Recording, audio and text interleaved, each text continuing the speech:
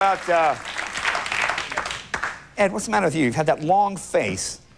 What's going on? I'm a little angry, Jay. I had to park on the street today.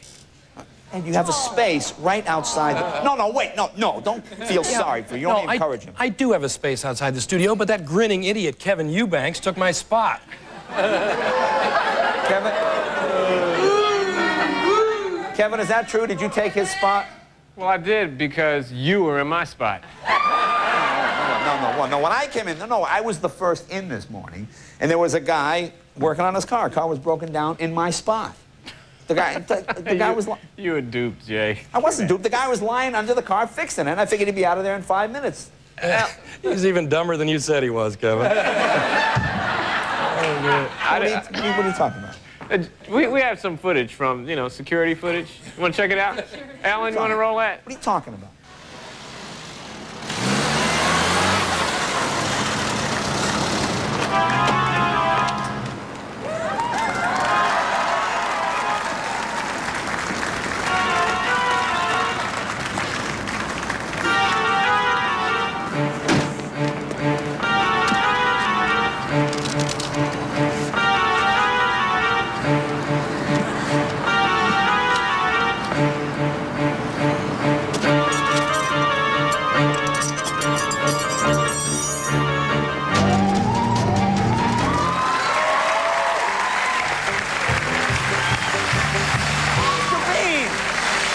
Rowan Atkinson took my space. Folks!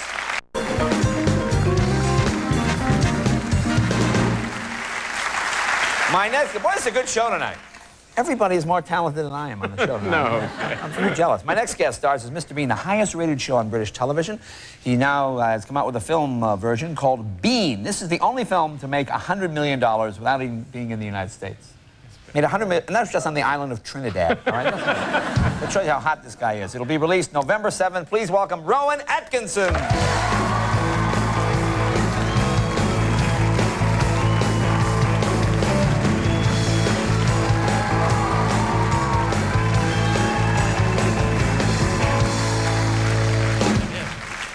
Well, thanks for doing that bit with the Mini before. That was great fun. Mon plaisir. Mon plaisir, yes.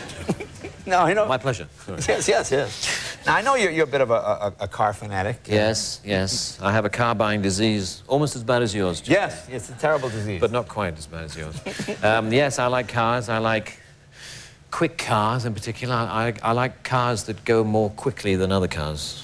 That would be... That's the kind of car quick car. That'd be the definition itself. That'll be a quick car. Do you do car commercials and things? Well, I don't do car. I do credit card commercials, actually, more than anything. In fact, I did one, yes, in relation to cars. I did a credit card commercial in New York a few years ago, and it was a story in which I had to play a bungling British secret agent. And there's this beautiful woman gets out of a limo in the middle of New York, and he sees her. And this scene was when I had to look at her as if I'd just fallen in love with her. Right. And the director said, just imagine that you've just seen your wife for the first time. And my wife happened to be on set at the time. And she said, no, that won't work. Tell him to look at her as if she's his new Aston Martin. Oh, well, that's... And then it'll work. Oh, that'll work. And she was right. In fact, it inspired me no end. I looked at her like no woman has ever been looked at. Really? Can you give us that look? I'm curious. Yeah. Can I do? Look at the women melting. Look at that. It's just, oh. Very good. Now, there was a story in our tabloid papers here, and I don't know if it's true. I mean, you got some huge speeding ticket in England. Is this true? Yeah, a huge speeding ticket. You mean... No, not physically large, just a very high number. Yeah, it was a very... I was doing 114 miles an hour in a... School zone? In an Aston Martin, in fact. No, it was on a... It was on a highway, but it was still quite quick, and it was one of those things, I mean, as you know, if you work in television or movies, you sometimes wonder whether when you encounter a speed cop, whether he's going to recognize you, and whether that is going to ease the pain a little bit, whether he might conveniently just forget that there was any speed involved in your progress, and whether he'll pass over you because he's a fan and an admirer. And so I was hoping this might be the case, but he was a very stern and British policeman, and he made out the ticket, and he looked at me, and I thought, he's never seen me before in my life. He's never seen my face. I'm in for it here, and he made out the ticket, and he said, if you could just sign the ticket, please, and if you could just sign that for my daughter. There was this... So he knew, you know, he was going to take full advantage of the situation, whereas I was hoping to take advantage of the situation. Nothing. And it was absolutely nothing. Very sad. Explain the Mr. Bean character, perhaps, to those 3 or 4 Americans that are not familiar. Well, he's an odd bloke, as we'd say. Yeah.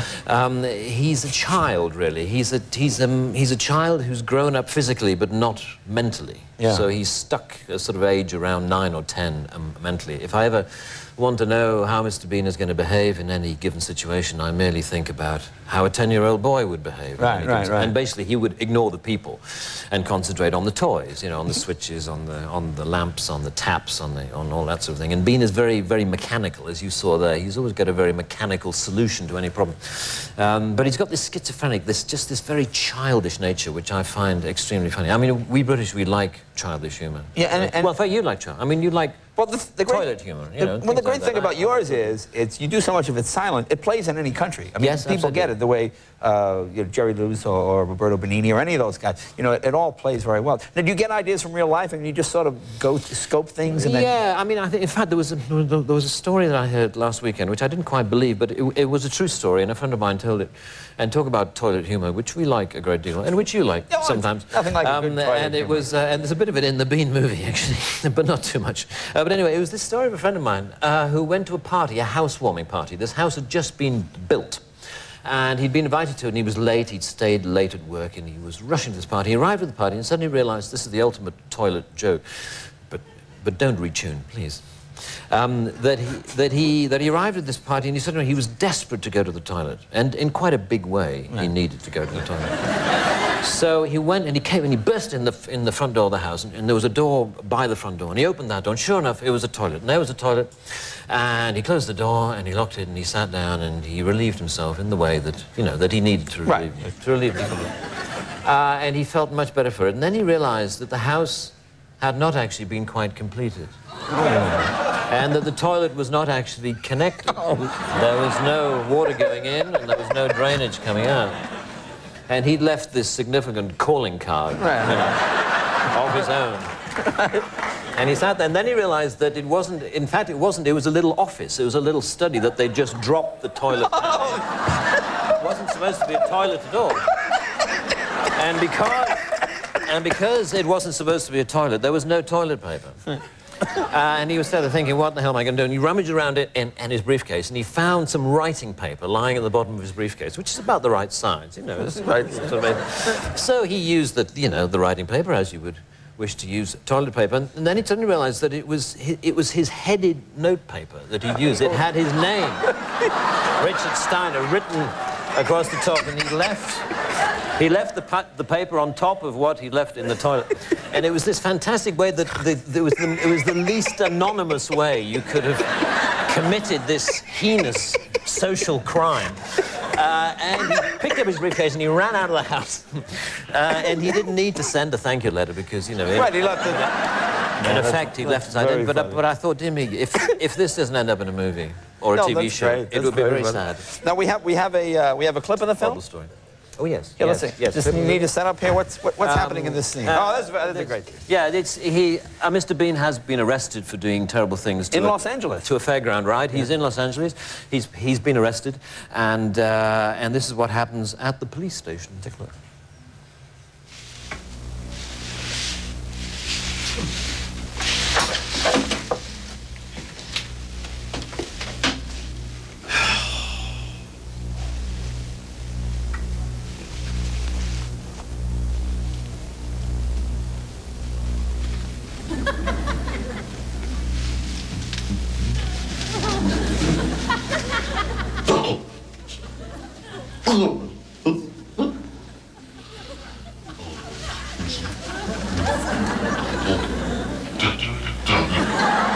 He's a genius, huh? That's what they tell me.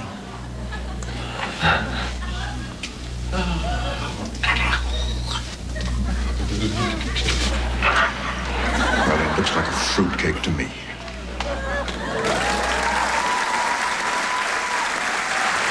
Folks, it's very funny. The movie is called Bean. It comes out November 7th. Rowan, thank you very much. Rowan Atkinson, be right back with Aaron Neville right after this.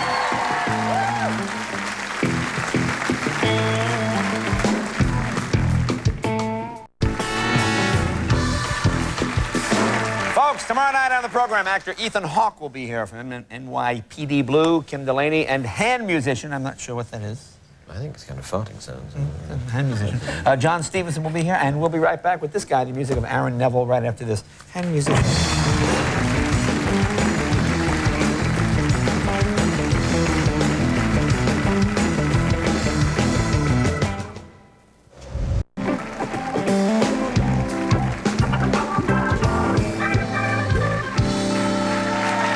I want to thank my guest, Keanu Reeves, The Devil's Advocate. It opens tomorrow at a theater near me. And, of course, Aaron, terrific, as always. Thank you. Great CD to make me who I am is the new CD. And, of course, Rowan, thank you very much. Mr. Bean, it opens November 7th. Can you give us a little of Mr. Bean shaving? I don't want to put you on the spot here. Yes. Yes, okay, yeah, it's in the movie. This is how Mr. Bean shaves. Okay, ready? One shave.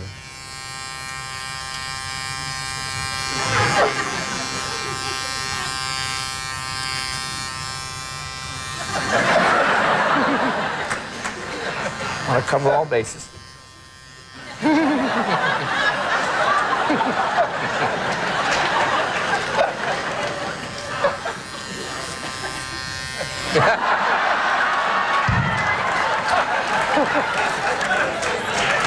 are, Mr. Bean. Stay tuned for Conan O'Brien. He's got Tori Spelling right after this. And we'll see you guys tomorrow with Ethan Hawke. So thanks, you guys. Thanks for watching. Bye-bye.